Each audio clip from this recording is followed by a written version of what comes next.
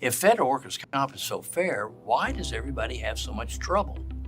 Federal workers' comp is not occupational medicine, although I'm a professor of occupational medicine.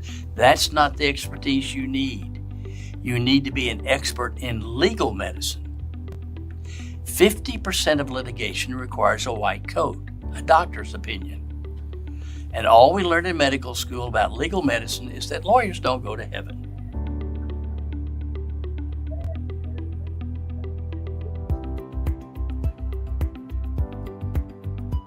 The biggest complaint I hear from federal workers, I can't find a doctor. I can't find a hospital that'll even see me. Doctors and hospitals do not know how to get paid. Although federal workers' comp pays better than any system, they don't know how to get paid.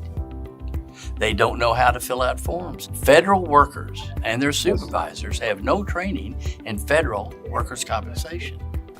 This is a form in federal workers' comp. It's called a CA-16, Authorization for Examination and Treatment. It's required by law. If you have an acute injury, the supervisor has to give it to the employee. They can check a box they disagree, but everybody gets paid. Every medical provider, hospital, clinic, surgeon gets paid. Now, if, say a year later they decide it's not work-related, everybody gets paid till that point in time. And guess what? The federal government doesn't give them out, even though it's criminal law, fine, imprisonment, or both if you don't. No one knows what to do. The doctor's got to be a lawyer first and then a doctor, or otherwise someone's going to be hurt. Many large hospitals and clinics have tried federal workers' comp and they've failed. Worse than they failed, they've hurt patients. For instance, a hospital tried to do federal workers' comp for 2 years. They fell on their face. I saw the types of reports they put out. I saw the type of schedule wards or impairment ratings they did. They can't do it. They don't know how to follow the regulations needed in the Federal Employment Compensation Act and the Office of Workers' Compensation Procedures. You've got to be a lawyer in this stuff. This hick doctor from Oklahoma, through 50 years of training, has learned how to do this. I have all the systems. We always get paid. We always win. I've been doing seminars on federal workers' comp and VA disability since 2004 all across the United States for federal unions and for hospitals. Let's say it takes a year to get a claim finally accepted. They finally give up and obey the law that they're supposed to obey. We know how to retroactively go back in time and bill for all those services. We're going to get you taken care of. We're going to get you paid and us paid. And a patient paid an attorney $11,000. Nothing happened for a year and a half. Little conference with my paralegal and myself. We have this done. We have a report. And in a month he's getting 75% of his pay tax-free, and we're getting paid for all the services we render. The reason we always win, the reason we always get paid, is that the federal workers' compensation law is ridiculously fair if you know the law and all the procedures. It's supposed to be non-adversarial administrative law, but no one applies it that way. And therefore, everybody gets screwed. The VA, which is very important in federal, because about 30% of federal employees are veterans, its law is just as fair as federal, but no one knows the law. Had a general come in. I was a flight surgeon in the Army. A general come in. Doc, we're getting more complaints about you than the other doctors in this section. You're finding more disability on the exit physicals. General, did you get a call from Washington? Have you read the VA law?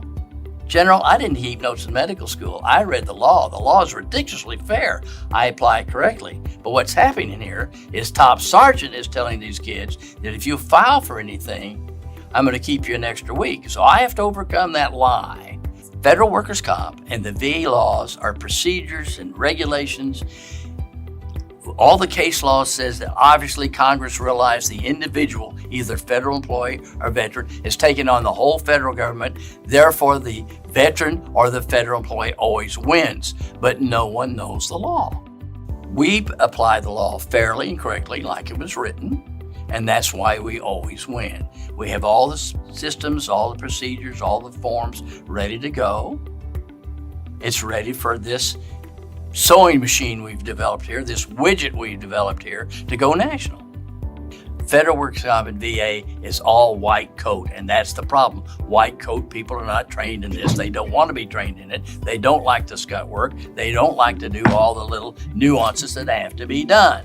Well, that's what's needed by the patient. If you got a cancer, cut it out. If you have someone that needs something, you produce the results that heals them. Should I move it over? Doctors are not trained in legal medicine. Therefore, federal workers' comp and veterans do not get impairment ratings, do not get paid, don't get their salaries, and doctors hurt them.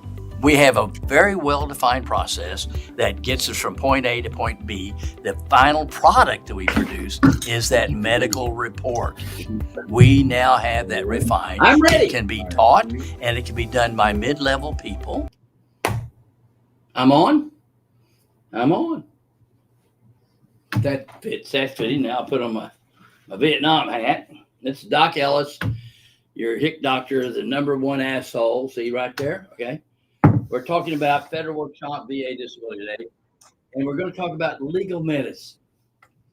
My CFO is a 10X Cardone certified consultant. Come on in, Doug. Emily, actually. Okay, we're on the webinar. You are? Yes, we're videoing you. Okay. I was going to ask you about a statement. Y'all No, wait no, till no, Monday. no. We're doing it now. Okay. Thank you, Emily. You're Okay, welcome. have Doug come in. Okay. Okay. Anyway, I'm sorry. Okay. No, I'm not sorry. We're doing work. It's business. That's okay. We went to the training and everything, and he asked all the people at Cardone if they ever heard the term legal medicine. Now, it's a part of medicine, occupational environmental medicine, but I also have occupational and legal medicine. Over 50% of litigation, I looked this up years ago, I don't know what the number is now. Over 50% of litigation requires a doctor's report, a doctor's statement. For VA disability, a physician statement. Federal workers' comp, you need physician statements. Federal retirement, Social Security, you need physician statements. Now the problem with legal medicine is there's a bias, outright hatred, bigotry against people that file claims for reimbursement, like car wrecks or VA disability or Social Security disability, or you get hurt on the job. Let me explain. Early 70s, delivered a baby of an attorney, John Sproul, wonderful guy. Doc, will you see a state workers' comp and rate him for the loss of the ability to do ordinary manual labor? Because you have to have a white coat in all these areas and no training. All we learned in medical school and in residencies is that malpractice prevention, and that lawyers don't go to heaven. Okay, so there's nothing out there. Okay, come on in, Doug. I was just telling about your little experience. Come over here. I want to come over. I want to see. Doug just walked in. Hey guys. Doug is a 10X Cardone consultant. Tell him about when you went to that meeting. Yeah, so Cardone is a $5 billion company, and Forbes magazine called them one of the top business influencers in America. Okay, so they do hundreds of thousands of business.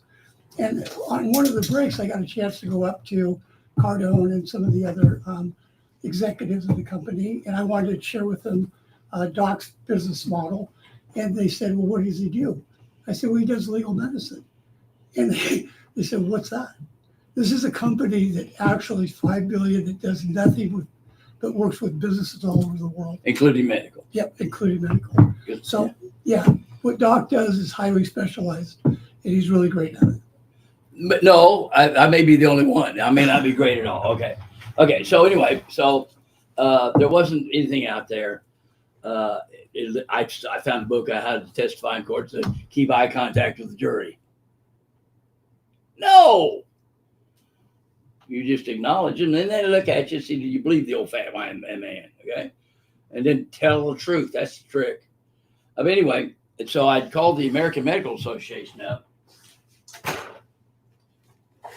They just came out with the first edition of the American Medical Association's Evaluation of Permanent Impairment, which is basically how far you can bend, if there's a restriction, and some numbers. Now, at that time, because the people that do what I do Legal medicine is a bunch of whores getting paid for your service.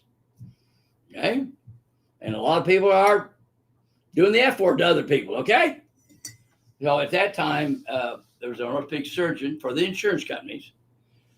When someone had a state workers' comp claim with an operated back and rods in it, would rate it 0 because the surgery made them well. Now, that's nothing but just pure fraud and evil and wrong. You cannot do that. Insurance company, stupid doctor. Now, there was another doctor who did work for the plaintiff attorneys, the ones that are the ambulance chasers, okay? And when they took the silicone breast market off the market, he had it black marketed in from Brazil, got in trouble with the FDA. That's the kind of people who do what I do. That's why people don't want to do it. If I'm in this field, one side's going to call me bad. Like I had a claims examiner said, we can't use Dr. Ellis. He's just a family practitioner. God damn. Get my CV out and look at it. I am the world's expert in legal medicine and occupational medicine. I've got 18 degrees in medicine and 42 total. The rest are in legal medicine. That's what federal workers' comp and VA is. Okay, now, so anyway, so I rated this guy. Sort of the judges back then had to get a 50 from the ambulance chasing doctor, and then the 50 from the doctor who works for the church, and 0 from the, and they'd have to come up with a number. So I rated him 19% based on the book. Judge said, great guidelines, and rated him 19%. Of course, the church company took it to the Supreme Court of Oklahoma. It becomes case law. And so everybody's, and I'm a small town doctor, and everybody's sending everything down to Pauls Valley, Oklahoma, to see the hick doctor. And I'm walking down the hall one day with my friend John Moore, wonderful doctor, family doctor. These guys never turn anybody over collections. Hearts of gold, like you expect of a small town doctor. It's not even eye contact, not even intimidation. Now, John, if you do that workers' comp, you're going to be known as an attorney's doctor. I'm like, oh my God, I'll lose my salvation. And about a month later, so wait, no, I'm really, really good in court because I just tell the truth, and I don't mind kicking ass. I just call it what it is. Okay. So anyway, so I started doing this. Now, I was an editor of the 4th edition up here, and now here's something interesting about the bias against the injured litigant. That's what I'm on a tirade on today. So the 5th edition AMA Guide, it's a real good book. Well, then the 6th edition came out. And I went on a tirade. About 46% of the upper extremity was lowered. About 40% of the lower extremity was lowered. How do you lower something? And so from 2009, I've been doing seminars, screaming and yelling, and no one listens. Well, then January of this year, an AMA, listen to me. I'm the editor of the 4th edition. I'm the only guy that sees plaintiffs. Everybody else works for insurance companies. AMA, you've sold your soul. Come and let me teach you. Okay. So anyway, the Department of Labor, U.S. Department of Labor in January this year said that when they went from the 5th edition to the 6th edition, which is a really good edition, except it screws the working man even more, injured federal employees lost $1 billion. Actually, $900 million. Just like I've been saying since 2009 AMA. So that proves there's a bias against injured litigant. Okay? When I started doing this stuff back in 2000 and 70s, I thought 60% of people would be honest and 40% be kind of flaky. Liar. That made me amongst normal doctors. Because now, let me tell you something. You cannot become a DO or an MD unless you're crazy. And you got to have an IQ that's ridiculous. I mean, at OSU, I had to get permission to take 21 or 24 hours a semester or something like that. Medical schools, 8 to 5 days a week, half day on Saturday, and homework. That leaves normal out. So you're going to have an ego. And so doctors, without realizing it, would rather that 99 people with pain not get a narcotic in case a drug addict tricks them. 99 people with legitimate claims be denied than if a tricker tricks them. That's just how we are. Folks, let me tell you something. We're 96% the same DNA as chimpanzees. And I apologize to those. People should have been bad. Darn, I'm not a human. Anyway, so we are chimpanzees. We are primates, and we want to belong. And so doctors, without realizing it, all go to the Chamber of Commerce and all go to the management, and they hurt the working man, and they don't know they're doing it because they don't know they're biased. At least if you're a KKK member, you know you hate the black people, and if you're a Haas, you hate the Jews. I mean, that's easy. But this bias is so ingrained. For instance, I had a transcriptionist that does my reports, who's an RN, phenomenal registered nurse, and a paralegal. Oh my God. I mean, when I dictated, the report comes out glowing. Well, she's getting carpal tunnel, dictating doing all her transcription.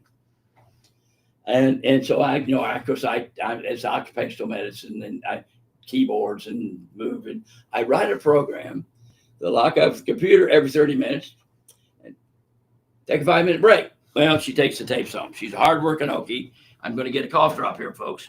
A hardworking Okie. I said, you got to follow workers' comp claim. I don't want to. Vicky, you're a Christian and I am too. The emperor's rules, you have to file. I've been paying workers' comp. You got to file.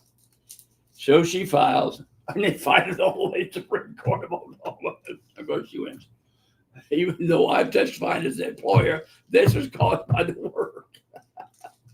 Oh, man. Okay. So there's a bias. But anyway, here's the interesting thing. I am an expert, maybe the expert in some of these areas.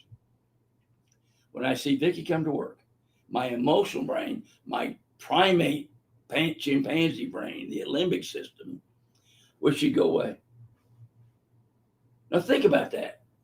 She's an RN and a paralegal and does transcription. And my mind goes, I wish she'd go away. And of course, this part of my prefrontal cortex, which makes you be human, different than a primate.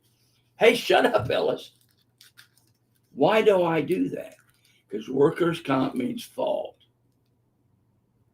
Has anybody ever said it's my fault? No, that's not inherent in a primate.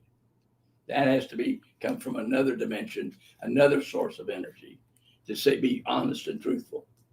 Lying's natural for a primate. Okay?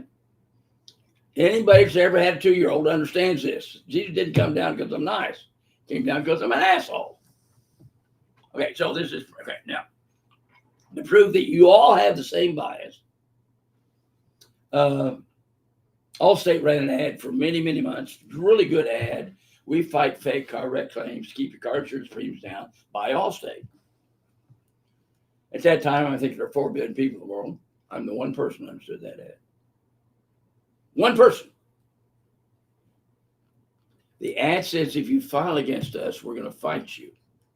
Who determines if you're faking? An insurance company.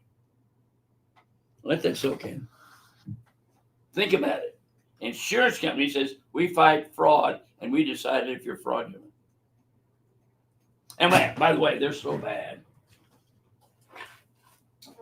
This is double-sided. I took Texas A&M accident reconstruction on my website for anybody who's in low-speed accidents.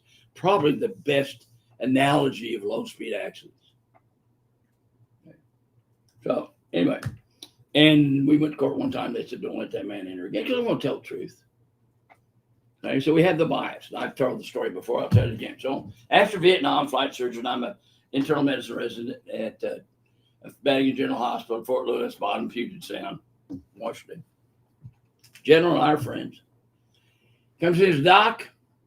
We've got more complaints about you than all the doctors in this section. You're finding more on the exit physicals. Now think about that. That's a complaint? That I'm finding more for these vets that put their life on the line for their government? That's a complaint? Where's my damn medal? Because I see this still over and over and over again. That's why I'm mad. If you don't like the cussing, don't watch this shit. If you've not seen the ovens in Auschwitz, then leave me alone.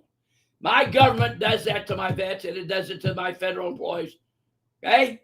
I'm calling you on it. I'm just telling you I've seen it over and over and over and over again. I get madder and madder and madder. because we're the good guys. We were raised on Superman comic books. Truth, justice, the American way. So when you screw a vet or you screw a federal employee, government, it's personal. Now, let's say you're working for some company and you have a state workers' comp claim and the insurance company fights it and you have to get an attorney. It's part of life.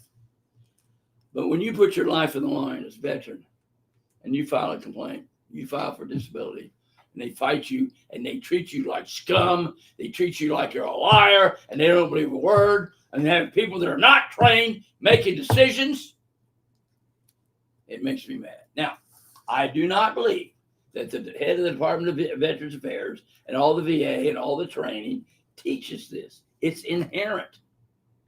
When I was in Vietnam, Central Highlands, the Montagnards are more of a native Vietnamese. And the Vietnamese looked down on them just like whites looked down on blacks when I was in high school, okay?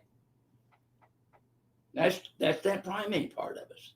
So you're going to be screwed. Now, and it's going to hurt you. But this is what you do when you get screwed. You can say bitter, and you're just eating yourself up. But you can do the smart thing. It's actually a selfish thing. And say with your mouth, I forgive God who started this whole mess, and I forgive them. I bless, I love. I thank you for this, I thank you in it. Now, you don't have to feel that. That's wrong with American Christianity. They imply you need to feel like saying that. No, you say it. Okay, so that's enough about that.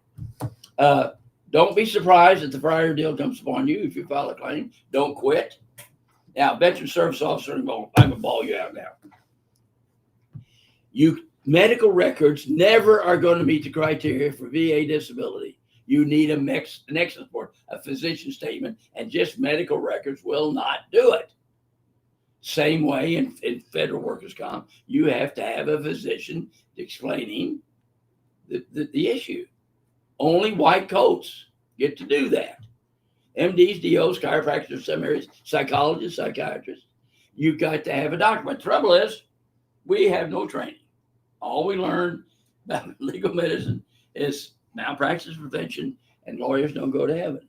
So a doctor does 5 knee surgeries under federal workers' comp, so that the federal employee didn't have to pay copay on health insurance. And he has a total knee replacement. When will I be at maximum medical improvement? Well, according to our training, well, never. You're always going to need injections and therapy. And no. But under federal workers' comp, the Federal Employment Compensation Act, the Office of Workers' Compensation Procedures, if you know that, you'd say, you're ready right now. Even though you need maintenance treatment, you could have your impairment rating. That would have cost him $310,000. They never would have gotten. Fortunately, we haven't watched this webinar. Came in, we got to take care of it. It's because, doctor, if you don't know it, keep your mouth shut. And when you don't know it, okay? I'm just telling you, you don't know it. It took me 50 years. Okay, what you got for us? Well, I just want to note that for people who submitted questions on ask.ellis.com, we'll be addressing yours at the beginning of next month's webinar, unfortunately. So be sure to tune in there or ask your question, and we'll get it answered live today. And I'm going to bring up, too, I'm going to ask for some prayers. Gary, our IT guy who puts all this together, his dad's sick. And so pray for Gary and his dad. Okay, Lord, we pray for Gary and his dad. Okay, what you got? All right. Our first comment here is from Marcus Conley on Facebook. Hey, Doc, Ellis, question for you. On December 5th of last year, you, Sherry, Gary, and I attended an oral hearing. Since then, I've discovered something that raised serious suspicion about a possible file mix-up in my case. About possible what? File mix-up Okay. in my case. It appears that another postal employee filed a back injury CA2 claim on December 5th, 2018, the exact same month and date as my hearing. The same employee's case went before ECAB, which made me question why my file seemed to contain references to ECAB and job details that don't apply to me. To be clear, I've never been before ECAB and have never worked as a mail carrier, yet somehow these details surfaced in my records. Yes, coincidences can happen, but I honestly think I'd stand a better chance of getting struck by lightning than two separate cases aligning so perfect by date and circumstance. Back in August, I filed a reconsideration explaining this mix-up myself, but the same confusion came back in the response. I contacted the OIG, and they confirmed this matter was reviewed and forwarded to corporate headquarters for procedural error, but I haven't received any updates since. I also had a pending second opinion scheduled for September 23rd of this year, and as of today, I still haven't received that report. Some people have suggested I move my claim to a CA2, but given all the documented errors tied to my CA1, I believe doing that would only deepen the confusion. My 3-year deadline for filing a CA2 is April 7th, 2026, so I still have some time. Based on all of this, what's your take? Would you recommend waiting until these errors? No, I would file the CA2 and put down why you're doing it, because we can always, and it may be CA2 will win it. We'll do it next report, explain what's happened, so the claims examiner. Obviously, it's gotten mixed up, and you can look at your e-comp account. That's the wonderful thing about federal work comp. You get to see what the government has. It's like you're a criminal, and you get to see what the DA has. So you get to know. You get to add stuff and point that stuff out in your e-comp. So you can, and so probably what we'll need to do, maybe the CA2 is the way to go, but go ahead and do it so you don't lose that deadline. And then we ask for an oral hearing. And every time I've done an oral hearing, I've been bad-mouthed the government. Let me tell you the good stuff. I have never met an oral hearing officer that didn't know the chart better than I do, and is totally honest and just good Superman, truth, justice, American way, and common sense. And we get that, and we can point that out, and he or she can see that. Same way with ECAB. Those judges are honest. Same way the VA appeals, those judges or lawyers, they're very honest. They know the law. It's pro-veteran, just like ECAB knows the law. It's pro-federal employee. But when you've got a claims examiner, now they have a 12th grade education, no training in legal medicine, because no one has any, no training in medicine, and they have to make decisions. And you don't get to know who their name. Maybe you get to know the first name. You never see them on video. You never get to meet your accusers. And they had this bias, and they don't know it. Okay? At least if you know you're a bigot, you can kind of fight it, but we don't. And it is, yeah, okay. So that's why this happened. And they're overworked. My Lord. Can you imagine being a claims examiner and everybody hating you? What a job. Thank my claims examiners. Now, I've seen some bad ones, but that's the ones I'm going to see. The people that are taken care of, I don't see. But boy, there are a lot, but also a lot of good ones. But they have, like I had one that we can't use Doc Ellis, he's a fan practitioner. That's not what I'm registered at. No. Every time I've done 1,590 trials and depositions, and for VA, and a lot for a federal. And every time I've been to federal criminal court, that within 15 minutes, the judge has threatened the prosecuting attorneys, usually a guy and two blondes, with contempt and even jail. Because these lazy bums, because in federal, you have to give them your trial testimony. I just give it all to them. If they read one transcript, I wouldn't be in that room. But now, it's my fault. I call myself a hick doctor, and they believe it. They walk in unprepared and lazy because they got this badge, the U.S. Department of Justice. That means I'm paying your taxes. You better know this law. I'm going to kick your ass. I started that in 2005. And I do. Okay. All right. So we have one here from JJ on YouTube on temporary total disability for 4 years, 2 back surgery, 6 opinions. Latest second opinion says I'm, quote, recovered and can return as mail carrier, but I have chronic radiculopathy.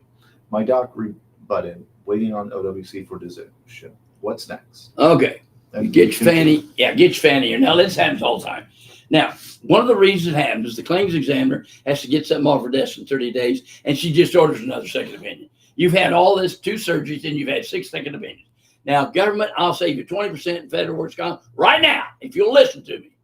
Before you send for a second opinion, there ought to be a committee. That makes sense.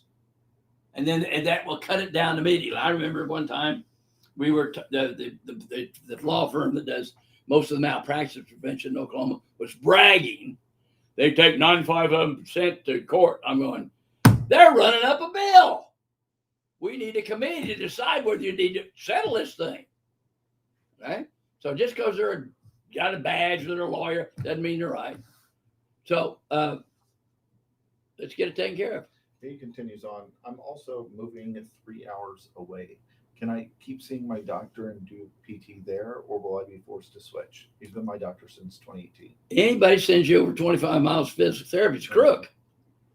No, you do it at home. And also, you don't need me as your primary doctor. Your doctor says, gets a letter from, your report.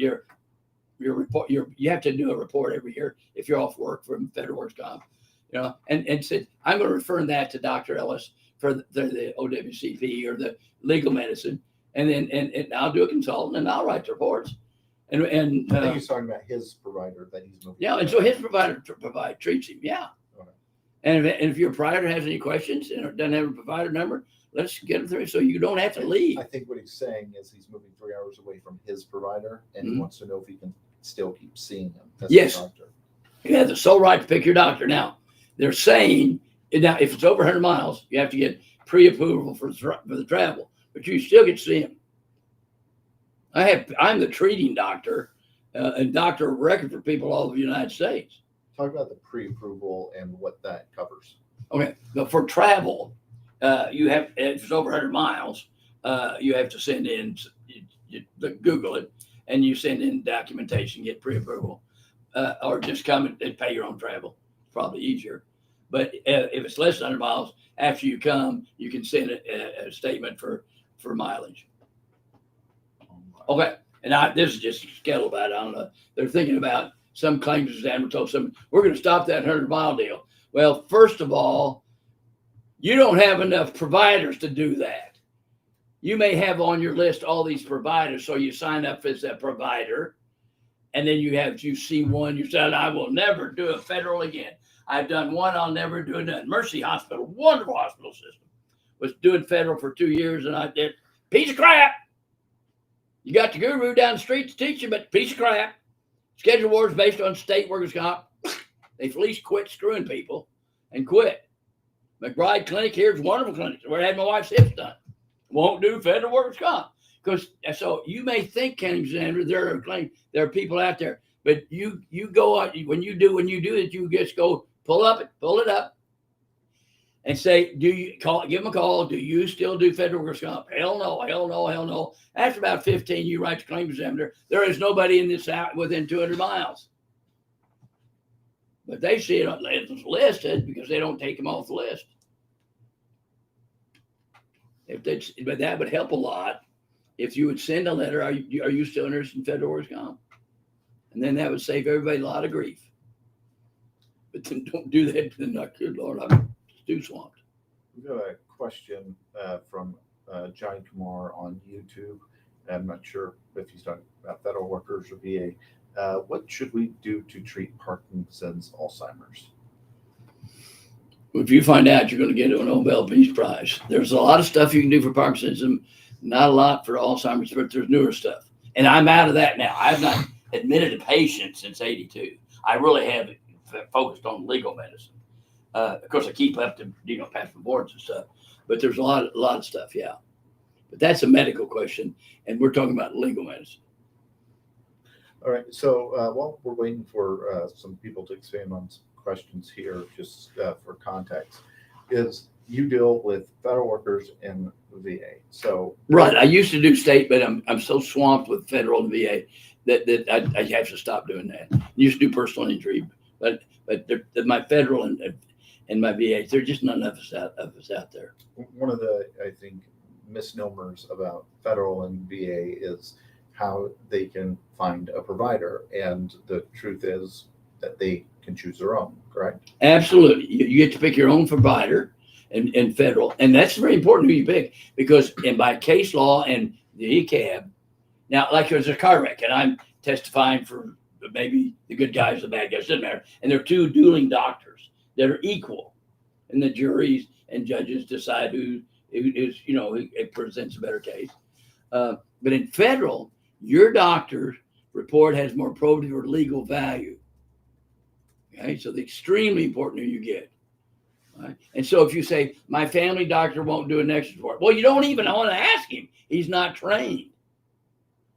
You don't want to do that. And he's doing you a favor. I'm licensed to do brain surgery. If I did it, it'd be malpractice. I'm not trained in that. And of course, there's no training in legal medicine. Now, this took me 50 years to learn this stuff. So the process for getting to see you is outside of, going to your website, filling out the forms. But let's say someone gets injured and they're a federal worker. What's the first step? Okay, go to the emergency room, do all the stuff. We're down the line. If you get it all accepted, see your treating doctor, and if they don't know what to do, have their PA or their office manager give us a call. We'll walk them through it. But if you need forms filled out, we will be glad to do that. Let us do the scut work. So you say you're down the line. Can you? Okay, so you get hurt, go to the emergency room, get all your treatment, get your surgery. Maybe do it on your health insurance. And if it's an acute injury, you need to fill out a federal, a CA1. And if it's an acute trauma, it's a CA2. If it's a CA2A, don't worry about it. Okay. And then we'll help you get paid, and treatment paid for. And tell the doctor, if he can't get a treatment paid for, we will do that. Because his staff is not going to know how. His hospital's not going to know how. The surgery center's not going to know how to get paid. If they do, great. But if not, give us a call. We probably can do it on telehealth because the doctor's seeing them. And we'll get the legal mumbo jumbo taken care of. The administrative law of federal workers' comp. Now, VA and federal workers' comp are supposed to be non-adversarial. And that's worse than dealing with a corrupt insurance company. Because an insurance company, if they screw you, they can have a $40 million bad faith claim. So they're just pushing it so far that they we better back off. But these guys, you don't even know their name and they're screwing you. So that's the problem with this process. They get away with murder. I don't know. I've not noticed personally, but I've seen people want to kill themselves. I've seen a lot of people's doc. I was ready to blow my brains out until I found you. That's scary. That's scary, man. And can you imagine you're a vet? You've seen all this shit. You got a head injury, you got it blown up, and your brain doesn't work anyway. And then the VA turns you down. I saw a guy yesterday. He was a mortar man, has hearing aids. The VA fitted him with hearing aids. He has ringing in his ears, and they denied it his work as service connected. That's why I'm mad. That doctor should be hit with a wet noodle and taught. And it may not have been a doctor. It may have been a nurse practitioner. May have been a PA. Now, in VA system, by the way, their doctors, the people they hire like VAS, QTC, LHI, their doctors and your doctor are equal. But you can print my curriculum vitae off and can get a copy of that nurse practitioner's curriculum vitae that these are not equal. This is a penny to a watermelon. No one's got my credentials. No one's got my experience. No one knows this like I do. Every time I've been to federal court, within 15 minutes, the judge has threatened the prosecuting attorneys, usually a guy and two blondes, with contempt and sometimes jail. These people don't learn. They think I can run all over this little smart ass. Because I piss people off. So JJ follows up. He lives in Arizona. Can he still do tele? Oh yeah, we do. We can do it. We always do tele, and then if that didn't work, then you come in. But it's like I had a guy came in from New Jersey. Now I know why I came. I'm not going to be able to explain it. But it's administrative law. Also, on vets, every state has a VA commission. And like American Legion, DAV, VFW, all those people are trained by the government, by the VA system, to be veteran service officers. Always have them help you file. It's free. Now, VSOs, make sure you get a nexus report. You were not trained to do that, but you just can't send the records in. Then you're blah, blah, blah, blah, blah, years down the line, you get paid. or they quit. Now, don't quit, vets. It's for your family. You get 10% for tinnitus. That takes care of heart attack and strokes. You're doing this for your family. And you owe it to yourself. About a year ago. Because we're all over codgers. Barbershop. This old man was complaining about veterans getting all this money. And I'm sitting there just fuming, just getting madder and madder and madder. I said, sir, are you a doctor? No. Have you ever examined these people? No. Have you read the VA law? No. Have you ever worked for a company that could send you into harm's way and get you killed? No. I said, well, you're full of shit. I'm going to take you outside and beat the crap out of you. When you leave them, you have been on food stamps they put their life on the line for you. And you're sitting here in this nice, safe country complaining about vets getting money. They ought to all leave 100%. There shouldn't even be it should be automatic. But that's the law. And you're full of shit. I don't know why I got upset. We have a question here from Daniel Risk on Facebook. Dear Dr. Ellis, hope this message finds you well. I'm reaching out to respectfully seek your guidance and assistance regarding my current medical and work situation. My treating physician at Kaiser Permanente has placed me on permanent work restrictions and declared maximum medical improvement MMI after I was diagnosed with type 1 complex regional pain syndrome, CRPS, by a pain management specialist. However, my Kaiser doctor has not uploaded or submitted any medical documentation confirming this diagnosis, and since July 28, 2025, she has released me from her care without ensuring proper documentation or follow-up treatment. Unfortunately, the work restriction I have been given has made it extremely difficult for me to perform my job duties as I continue to experience significant pain and have not been treated properly. Because of this, I've hired a lawyer to help me obtain a second medical opinion. While researching, I came across your videos on YouTube and was very impressed by your expertise and dedication to helping injured workers. I informed my lawyer that I would like to be evaluated by you at Ellis Clinic. They've acknowledged that they have worked with you in the past and spoke very highly of you, but I feel they are attempting to redirect me to another physician who has poor reviews and does not appear to have the same level of care and passion that you do. Recently, OWCP sent a letter requesting that my attorney provide the necessary documentation to support my request to be seen by you. Despite multiple assurances from the law firm that they would take care of it immediately and contact me to schedule an appointment with your clinic, I have yet to receive that call or any confirmation of progress. For your reference, I am an employee of the United States Postal Service, and USPS requires that I provide an updated work status report every 30 days. However, since the Kaiser doctor placed me on MMI, OWCP records do not currently reflect that status. I sent all the necessary documentation to your office September 8th, 2025, and received confirmation via email on September 10th, 2025, that your office successfully received my materials. Dr. Ellis, I truly need your help and professional guidance to move forward. I'm in a very difficult position with ongoing pain and complete medical documentation and uncertainty about my case status. Any assistance or direction you can provide would deeply be appreciated. Thank you for your time, understanding, and the incredible work you do for patients like myself. I look forward to hearing from you soon. Okay, first of all, claims examiner is full of shit. Now, you have to get permission to change doctors, but they can't deny it. Let's say I'm going to see Dr. Ellis because he's the world's leading expert, and they say, no, then we just do an oral hearing, and this is what will happen. We'll ask for an oral hearing, or we'll if we have the oral hearing, it'll take about 2 minutes, and then I'm your treating doctor, or I'm your doctor of record for the scut work, for this stuff. But now I'm sorry about it.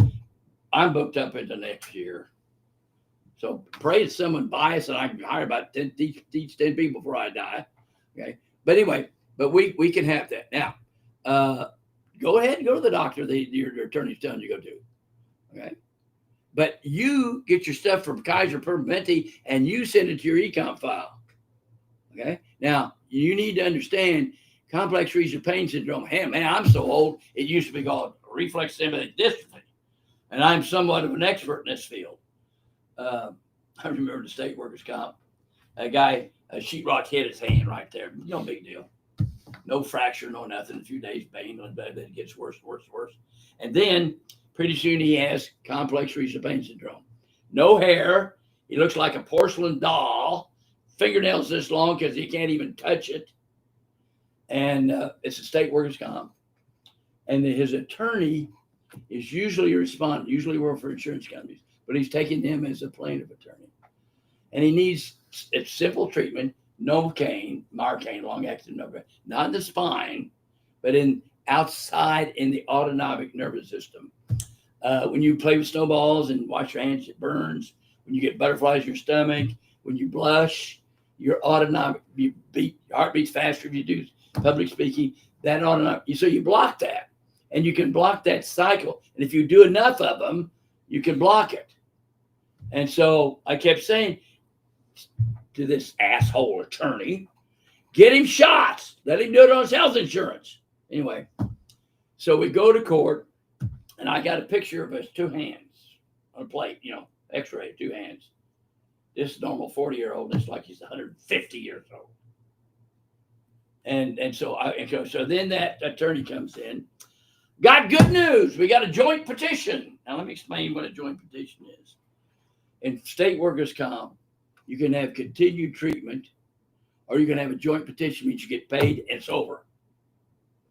And then at that year, Oklahoma, 80% of state workers' comp claims were closed by joint petition. You mean only 20% people needed continued treatment? Now that's fraud.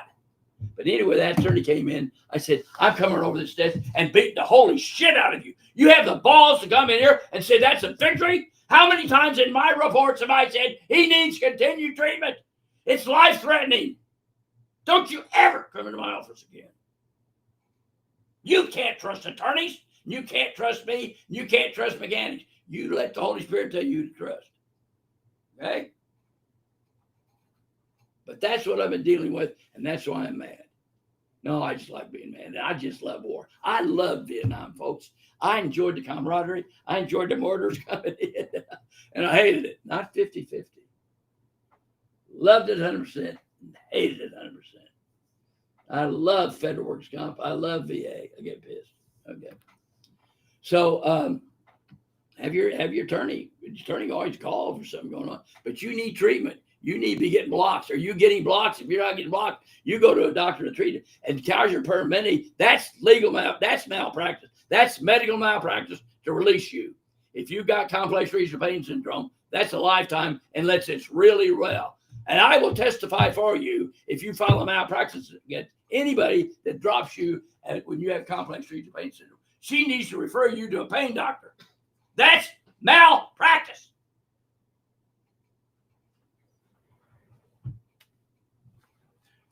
So there's a common theme here of individuals going and starting the process and, at some point hitting a roadblock.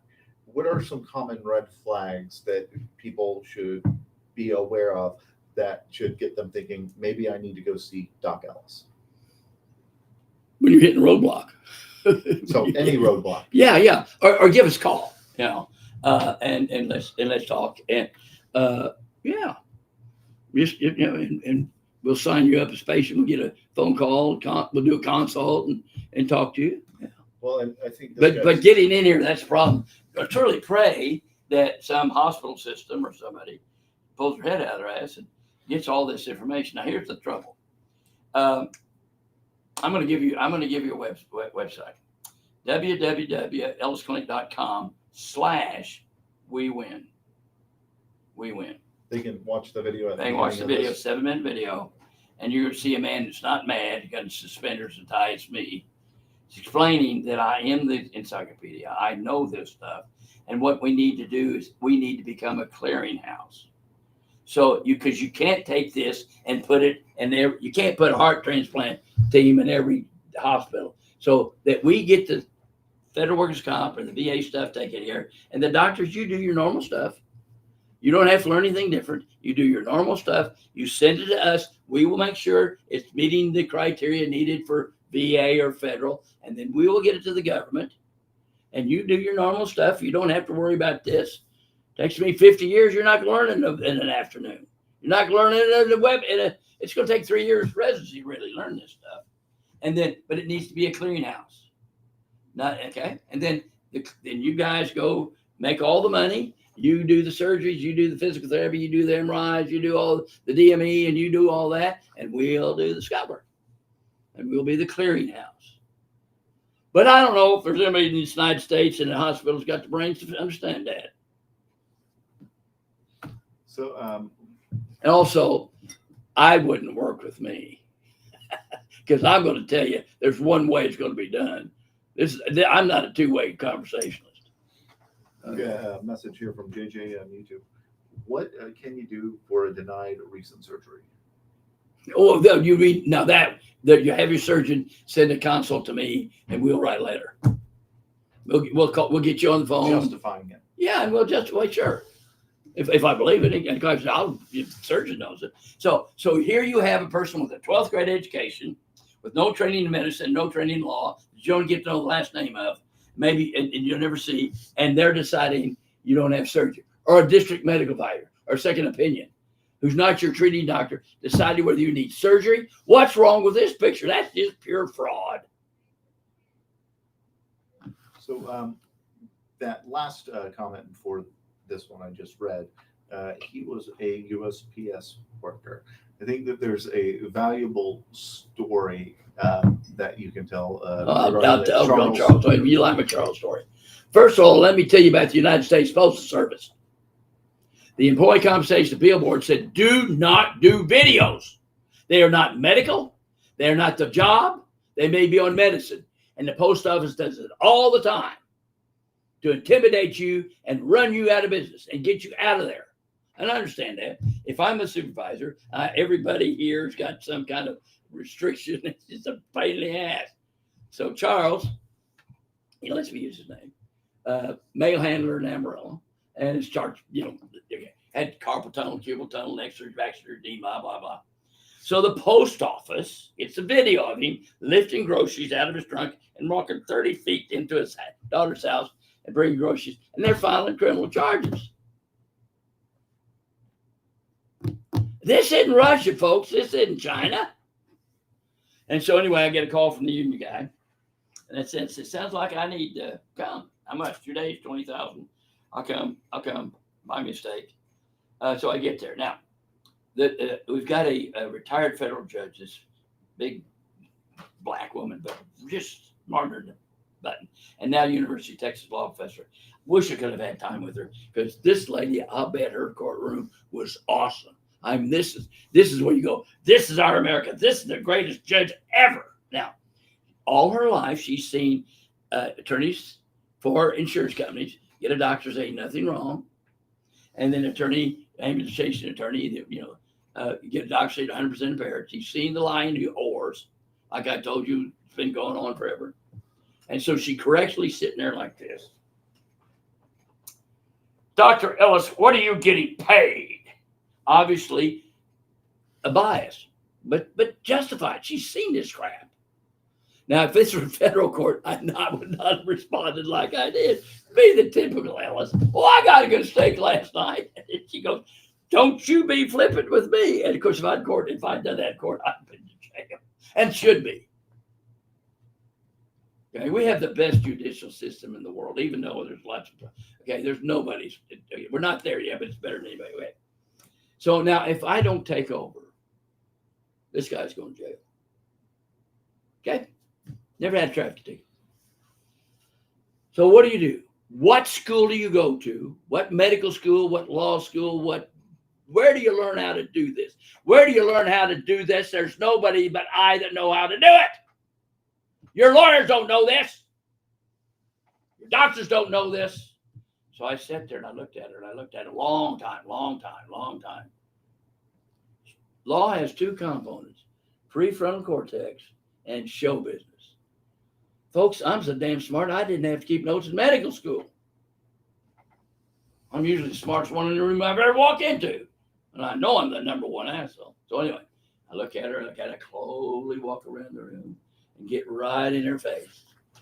Right in her face, where I can't even focus. Ma'am, I am a clinical associate professor of legal medicine. I am the world's leading authority on the medical, legal, and criminal aspect of the Federal Employment Compensation Act, which is federal job. I've taken off 2 days. My wife is at home with the movie vans. We're moving this weekend. I'm paying all my own expenses. They bought me a steak last night, and they're damn sure going to buy me some beers tonight. And I'm going to teach you the federal law, and you don't need to teach me ethics. And I'm not putting up with this shit. Now you're the guy. Oh shit, he's bipolar. He's going oh blah, blah, blah, blah. And of course she's like normal because we are primates. She's going to respond as a primate. Fire coming out of every orifices, which is normal. But she's obviously a very, very intelligent person. Oh. This lady, well, she's still judged. But anyway, but she's going to be a great professor at the University of Texas. Tell me what you think. And you don't have to let 20 minutes. The supervisor and the attorney, I don't know if they raised eyes because they didn't raise their heads. But anyway, they said to one on the left. She pointed at him and she was madder than hell. You better settle this by lunch. You don't want my opinion. They gave it to him. So I assume Amarillo management thinks I'm the Antichrist. And when I die, that'll become mythology in North Texas. Folks, that needs to be taught. That needs to be taught to other doctors and nurse practitioners and PAs. Okay? So some hospital system out there or some business, if you want to get into the best paying thing in the world, I'll show you how to do it. Well, with that, if you have any more questions that you like answered, you can go to ask.ellis.com and submit them there, and they'll be read out and answered at the beginning of next month's webinar. Do you have any final words? Because we've already hit noon. Okay, well, wow, I talked too much. Do you have any final words? Hey, I love you. I love doing this. This is my hobby. I'll be doing it for 100 years, yeah. Because if the good die young, I will live to be 150. Also, in Corinthians says, don't you know the saints will judge the world? Don't you know we'll judge angels? Well, if that's true, I have to live to be 150 because I'm not ready. I need more training. And training's by suffering. Jesus learned obedience by what he suffered. Don't like that verse either. I wish obedience like salvation. Whoa, Jesus, Lord, I'm not. It's and all this stuff you're going through may be part of training for you going to heaven. Okay. All right. Well, we'll see everyone next month, the first Friday at 11 a.m. Have a great November.